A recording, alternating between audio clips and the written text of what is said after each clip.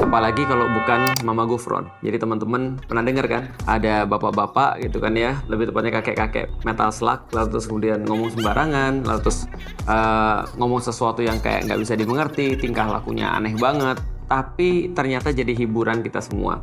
Nah, problemnya bukan jadi hiburannya sih. Problemnya adalah banyak orang-orang yang percaya bahwasanya memang orang ini beneran kiai, beneran ulama, beneran orang-orang yang punya karomah, beneran seperti yang dia katakan.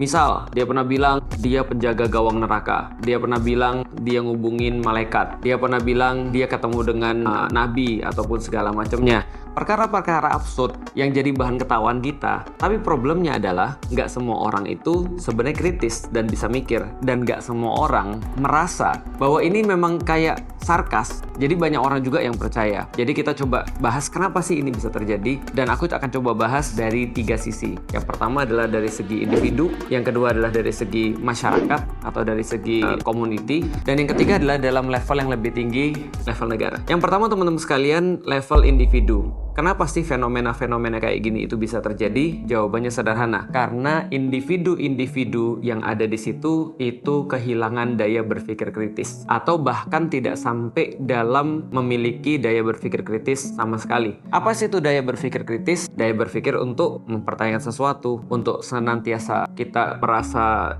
curiga, merasa terus kemudian untuk mencari, merasa untuk memeriksa. Ini adalah semua tentang daya berpikir kritis. Jadi ketika kita tuh senantiasa curious, kita senantiasa mempertanyakan, tidak langsung ikut, ini adalah daya berpikir kritis. Atau kita bisa sederhanakan dengan cuma sekedar mikir aja. Kalau orang mikir, maka nggak akan terjadi fenomena-fenomena orang-orang bodoh itu dijadikan populer, atau orang-orang yang seperti absurd tadi lantas dipercaya. Semua itu tergantung pola pikir. Begitu orang itu sudah malas untuk berpikir, maka dia akan pasti mencari sebuah cara instan untuk bisa mengartikan fenomena yang di depan mata.